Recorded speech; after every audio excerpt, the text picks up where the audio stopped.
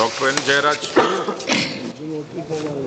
Sir, കേന്ദ്ര government സംസ്ഥാനത്തോടുള്ള തെറ്റായ സാമ്പത്തിക സമീപനങ്ങൾക്കിടയിലും നമ്മുടെ വിഭവശേഷിയെ പരമാവധി കണ്ടെത്തിക്കൊണ്ട് കേരളത്തിൻ്റെ വികസന പ്രവർത്തനത്തിനും അതോടൊപ്പം തന്നെയുള്ള ക്ഷേമ പ്രവർത്തനങ്ങൾക്കും വളരെ നല്ല നിലയിലുള്ള ഊർജ്ജം പകരാൻ ധനകാര്യ വകുപ്പിന് കഴിഞ്ഞിട്ടുണ്ട് എന്നുള്ള കാര്യത്തിൽ യാതൊരു സംശയവുമില്ല.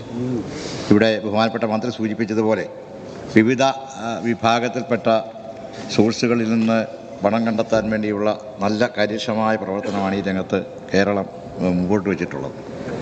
സർ, ഇത് തീർച്ചയായിട്ടും വളരെയേറെ അഭിനന്ദനം അർഹിക്കുന്നു. എൻ്റെ ചോദ്യം, നമുക്കറിയാം സംസ്ഥാനത്ത് ഏറ്റവും കൂടുതൽ വിൽപ്പനയുള്ളൊരു മേഖല സ്വർണ്ണ വ്യാപാര മേഖലയാണ്. കേരളത്തിലെ മൊത്തം സ്വർണ്ണ വ്യാപാര മേഖലയുടെ ടേൺ ഓവർ അനുസരിച്ചുള്ള വരുമാനം യഥാർത്ഥത്തിൽ നികുതി സംസ്ഥാന ഗവൺമെൻറ് ലഭിക്കുന്നില്ല എന്നുള്ളത് വളരെ ഗൗരവമായൊരു വിഷയമാണ്. അപ്പോൾ അതുകൊണ്ട് ഇത് സ്വർണ്ണാഭരണങ്ങളുടെ വിപണനവുമായി ബന്ധപ്പെട്ട് നിലനിൽക്കുന്ന നികുതി ചോർച്ച തടയുന്നതിന് സംസ്ഥാന ഗവൺമെൻറ് എന്ത് നടപടികളാണ് സ്വീകരിച്ചിട്ടുള്ളത്? സർ, നികുതി ചോർച്ച തടയുന്നതിന് വിവിധ മേഖലകളിൽ നടത്തുന്ന പ്രവർത്തനങ്ങളെ പറ്റിയാണ് പറഞ്ഞത് അദ്ദേഹം. അങ്ങ് ഏറ്റവും കൂടുതൽ സ്വർണ്ണ വ്യാപാര മേഖലയെ പറ്റിയുള്ളതാണ് സ്പെസിഫിക്കായി ചോദ്യം ഉന്നയിച്ചത്. സർ, സ്വർണ്ണ വ്യാപാര മേഖലയ്ക്ക് നിലവിൽ സ്വർണ്ണ വ്യാപാര മേഖലയിൽ നിന്ന് കിട്ടുന്ന കൃത്യമായ കണക്ക് അതിന് HSN നമ്പർ വഴിയല്ല സാധാരണ അതിൻ്റെ കോഡ്. ആ HSN കോഡുകളങ്ങനെ ഇല്ല ഓരോ ഉൽപ്പന്നം എന്ന നിലയിൽ. സ്വർണ്ണ വ്യാപാര മേഖലയിൽ നേരത്തെ ഉണ്ടായിരുന്നതിനേക്കാളും വ്യത്യസ്തമായൊരു സാഹചര്യവും വരുമാനത്തിൻ്റെ കാര്യത്തിൽ വന്നിട്ടുണ്ട്. അത് നേരത്തെ 5% അവരുടെ നികുതി.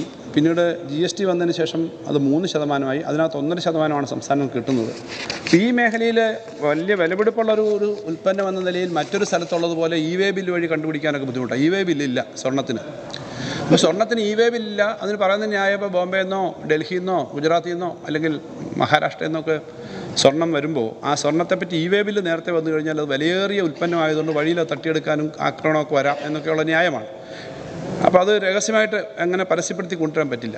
എന്നാൽ ഇത് സംബന്ധിച്ച് കേരളം നിരന്തരമായി അക്കാര്യത്തിന് ഇടപെട്ട് GST കൗൺസിൽ തന്നെ E-way ബില്ലിൻ്റെ കാര്യത്തിനകത്തൊരു കമ്മിറ്റി എനിക്ക് മുമ്പ് മന്ത്രിയായിരുന്ന ശ്രീ തോമസ് ഐസക്കിൻ്റെ കാലത്താണ്. അതിനുശേഷം ഞാൻ ചുമതലയേറ്റെടുത്തതിന് ശേഷം ആ കമ്മിറ്റി പ്രവർത്തിച്ചു. അവസാനം അതിനകത്ത് E-way ബില്ലിൻ്റെ കാര്യത്തിനകത്ത് ഒരു സംഗതി ഇപ്പോൾ അംഗീകരിച്ചിട്ടുണ്ട്. അതിനകത്ത് വെച്ചാൽ ഈ ഇൻട്രസ്റ്റേറ്റ് അവർ അംഗീകരിക്കുന്നില്ല. ഇൻട്രാസ്റ്റേറ്റ് സ്റ്റേറ്റിനകത്തുള്ളത് മാത്രമേ അംഗീകരിക്കാമെന്ന് നിരന്തര സമ്മർദ്ദത്തിൻ്റെ ഫലമായിട്ട് ഇപ്പോൾ അംഗീകരിച്ചിട്ടുണ്ട്. അപ്പോൾ അതിന് 2 ലക്ഷത്തിനും മുകളിൽ ഒരു നിശ്ചിതമായ തുകയ്ക്ക് ഫിക്സ് ചെയ്യാം. അതിൻ്റെ കാര്യങ്ങൾ നടന്നുകൊണ്ടിരിക്കുകയാണ്. സെൻട്രൽ GSTയുമായി ബന്ധപ്പെട്ടിട്ട് അതിൻ്റെ കാര്യങ്ങൾ ഓർഡർ ഇറക്കാനുണ്ട്. അപ്പോൾ ഇത് ഒരു കാര്യം കൊണ്ട് പ്രശ്നം പരിഹരിക്കത്തില്ല. കാരണം പല കാര്യങ്ങളുണ്ട് കേരളത്തിനകത്ത്. ഈ സ്വർണ്ണം എന്ന് പറഞ്ഞാൽ വളരെ ചെറിയൊരു ഉൽപ്പന്നമായതുകൊണ്ട് കണ്ടുപിടിക്കാനുള്ള പ്രശ്നങ്ങളുണ്ട്. എയർപോർട്ടുകളിൽ നിന്ന് ഇറങ്ങിപ്പോയി ഇതിൻ്റെയൊക്കെ കാര്യങ്ങളുണ്ട്.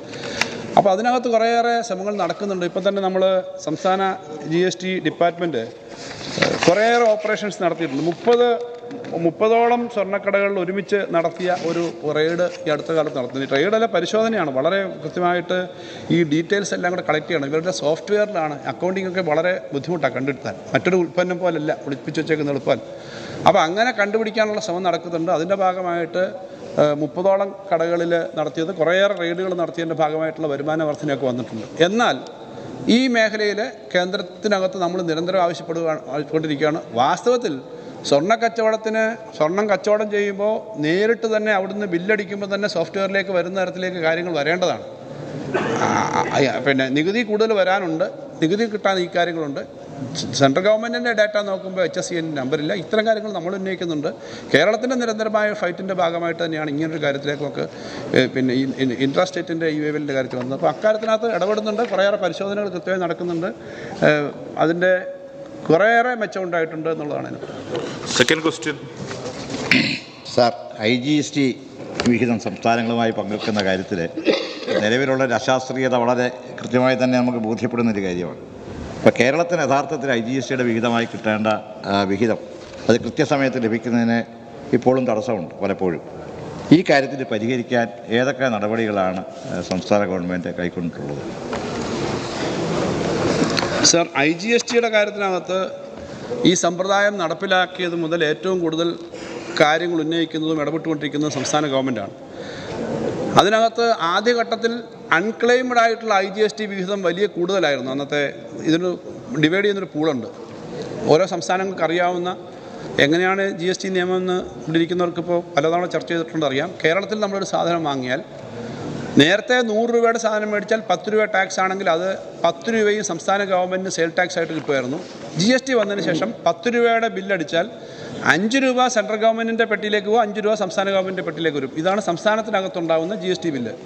കേരളത്തിന് പുറത്തുനിന്നൊരു സാധനം മേടിച്ചാൽ കേരളത്തിലേക്ക് അവിടുന്ന് വരുന്നൊരു സാധനം, അവിടുന്ന് ഇപ്പോൾ ലുധിയാനയിൽ നിന്ന് ഒരു ഉൽപ്പന്നം ഇങ്ങോട്ട് അയക്കുന്നു. ആ അയക്കുന്ന ഉൽപ്പന്നത്തിൻ്റെ കേരളത്തിലെ അഡ്രസ്സിലേക്ക് അവർ അയച്ചു. അതിൻ്റെ പകുതി നേരെ അവിടുത്തെ സെൻട്രൽ ഗവൺമെൻറ്റിന് പോവും, പകുതി കേരളത്തിന് കിട്ടണം. ഇത് ട്രാൻസ്ഫർ ചെയ്ത് വരണം. പലപ്പോഴും ഇത്തരം കാര്യങ്ങളുടെ അക്കൗണ്ടിങ് കൃത്യമായി വരാതിരിക്കുന്നതുകൊണ്ടാണ് ഞാൻ നേരത്തെ പറഞ്ഞ അൺക്ലെയിംഡ് പൂൾ എന്ന് പറയുന്നത് കുറേ പണം കിടക്കുന്നുണ്ടായിരുന്നു. അതിൻ്റെ ശതമാനം കുറഞ്ഞു വന്നു. ആദ്യം തൊട്ടേ ഈ പണത്തിൻ്റെ കാര്യത്തിനകത്ത് കൃത്യത വേണമെന്ന് ആവശ്യപ്പെട്ടുകൊണ്ടിരിക്കുന്ന സ്റ്റേറ്റിലൊന്നാണ് കേരളം. ആദ്യമേ ഇതിന് ഒരു സിസ്റ്റവും ഇല്ലായിരുന്നു. ഇവിടെ നേരത്തെ ഞാൻ പറഞ്ഞ മറുപടിയിൽ കോടതികളുടെ കാര്യം പറഞ്ഞു. ഈ GST വന്നതിന് ശേഷം ഇതുവരെ ട്രിബ്യൂണലുകൾ പോലും എഫക്റ്റീവായിട്ട് നടപ്പിലാക്കാൻ തുടങ്ങിയിട്ടില്ല സാർ. ട്രിബ്യൂണലില്ല. വ്യാപാരികൾ 5 വർഷം മുമ്പേ ഉള്ള കേസിനകത്തൊന്നും ഇപ്പോഴും ട്രിബ്യൂണലില്ല. ആ ട്രിബ്യൂണൽ ഏറ്റവും അവസാനത്തെ കൗൺസിലിലെ ട്രിബ്യൂണലിനെ തീരുമാനിച്ചിട്ടുണ്ട്. ട്രിബ്യൂണൽ ഇതുവരെ ഒരു സ്ഥലത്തും അപ്പോയിൻറ്റ് ചെയ്തിട്ടില്ല. അപ്പോൾ കേസുകളുടെ കാര്യത്തിനകത്ത് അനിശ്ചിതത്വമുണ്ട്. ഈ നികുതി സിസ്റ്റം എങ്ങനെ ഇതൊരു പുതിയ സമ്പ്രദായമാണ്. ആ സമ്പ്രദായം വന്നപ്പോൾ നികുതി ഡിവൈഡ് ചെയ്യുന്ന കാര്യത്തിൽ പ്രശ്നമുണ്ട്. ഓരോ GST കൗൺസിലിലും പുതിയ കാര്യങ്ങൾ വന്നുകൊണ്ടിരിക്കുന്നതേ ഉള്ളൂ. ഇപ്പോഴും അതിനകത്ത് പൂർണ്ണം വന്നിട്ടില്ല. അപ്പോൾ ഈ IGST എന്ന് പറയുന്നത് നമ്മുടെ സംസ്ഥാനത്തിന് കിട്ടാനുള്ളത് കൂടുതൽ കിട്ടണമെന്ന് നിരന്തരമായി കേരളം ആവശ്യപ്പെട്ടുകൊണ്ടിരിക്കുന്നുണ്ട്. അതിനകത്ത് ചെറിയ ഇമ്പ്രൂവ്മെൻറ്റ് വന്നെങ്കിലും ഇപ്പോഴും സിസ്റ്റം ശരിയായിട്ടില്ല. ഹരിയാന ഡെപ്യൂട്ടി ചീഫ് മിനിസ്റ്റർ അധ്യക്ഷനായിട്ട് നമ്മുടെ IT സിസ്റ്റം മുഴുവൻ ഡെവലപ്പ് ചെയ്യുന്നതിന് ഇപ്പോൾ ഇതിന് പ്രത്യേക ഒരു കമ്മിറ്റിയും കൂടി നിയമിച്ചിട്ടുണ്ട്. ഈ ഇൻ്റർ സ്റ്റേറ്റ് മാത്രമല്ല, പൊതുവിൽ നമ്മുടെ IT ഫെസിലിറ്റി ഉപയോഗിച്ച് അങ്ങനെ ഇക്കാര്യമൊക്കെ സാർ ധാരാളം കമ്പനികൾ പുറത്തുനിന്ന് ഇപ്പം ആമസോൺ പോലെയോ അതുപോലെയൊക്കെയുള്ള ഫ്ലിപ്കാർട്ട് പോലെയൊക്കെയുള്ള കമ്പനികൾ ഓൺലൈനായിട്ട് സാധനങ്ങൾ വരുന്നത് പലപ്പോഴും നമ്മുടെ റഡാറിൽ വരില്ല. ചെറുകിട കച്ചവടക്കാരെ ഇത് ബാധിക്കുന്നുണ്ട്. കാരണം ടാക്സ് ഉണ്ടോ ഇല്ലയോ എന്നറിയില്ല.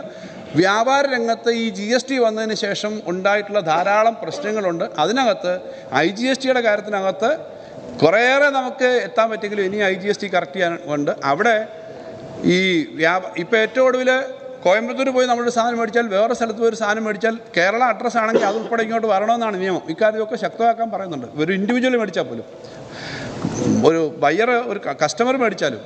പക്ഷേ അതിനകത്ത് ഉള്ള പരിമിതി കിടക്കുന്നുണ്ട്. എന്നാൽ ഈ കാര്യത്തിനകത്ത് ആദ്യമുള്ളതിനേക്കാളും കുറച്ചുകൂടെ വ്യത്യാസം വന്നതേ ഉള്ളൂ. കാരണം അൺക്ലെയിംഡ് ഭാഗം കുറഞ്ഞിട്ടുണ്ട്. എന്നാൽ ശക്തമായിട്ട് കേരളം ഉൾപ്പെടെയുള്ള സ്റ്റേറ്റുകൾ കൃത്യമായി IGST എത്രയാണെന്ന് അറിയാൻ പറ്റുന്നില്ല. IGSTയുടെ കാര്യത്തിനകത്ത് എത്ര നഷ്ടം ഓരോ സ്റ്റേറ്റിനും നഷ്ടം വരുന്നു അറിയാവുന്നൊരു കണക്ക് പോലും ഇല്ല. അങ്ങനെ ഒരു സ്ഥിതി ഉണ്ട്. ഇത് മുഴുവൻ ഇപ്പോൾ ഇതിൻ്റെ ആയുധങ്ങളും ഇതിൻ്റെ നിയമങ്ങളും എല്ലാ അവകാശങ്ങളും കേന്ദ്രത്തിൻ്റെ കയ്യിലാവുന്നതാണ് ഈ GST സമ്പ്രദായം വരുന്ന സമയത്ത് തന്നെ ഞങ്ങളെല്ലാം പറഞ്ഞിട്ടുള്ള അപ്രിഹെൻഷനാണ്. അന്ന് കൊണ്ടുവന്ന സമയത്ത് ഇത് നല്ലതാണ് എന്ന് വിചാരിച്ച ആളുകൾ പോലും ആ സ്റ്റേറ്റുകൾ പോലും ഇപ്പോൾ തിരിച്ച് പറയുന്നുണ്ട്. ആ പ്രശ്നമുണ്ട് അതിനകത്ത്. എന്നാൽ പഴയതിനേക്കാളും കുറച്ചുകൂടി ഓരോ മീറ്റിംഗ് കഴിയുമ്പോഴും ഇമ്പ്രൂവ് ചെയ്ത് വരുന്നുണ്ടെന്നുള്ളതേ അതിനെപ്പറ്റി പറയാനുള്ളൂ. നമുക്കതിനകത്ത് IGST പ്രശ്നം കൂടുതൽ ശക്തമായിട്ട് ഉന്നയിച്ച് യഥാർത്ഥത്തിൽ വേണ്ടത് കുറച്ചുകൂടി കൃത്യമായി EVA ബില്ല് മാത്രമല്ല, കുറച്ചുകൂടി ഡയറക്റ്റായിട്ട് ഈ കാര്യങ്ങൾ കണക്കിലേക്ക് വരുന്ന തരത്തിലേക്കുള്ള സംഗതികൾ വരണം. മുഴുവൻ ആക്ടിവിറ്റീസും കണക്റ്റഡ് ആക്കണം സോഫ്റ്റ്വെയർ എന്ന തരത്തിലേക്കുള്ള ചർച്ചകൾ ഇപ്പോൾ ഉയർന്നു വരുന്നുണ്ട്.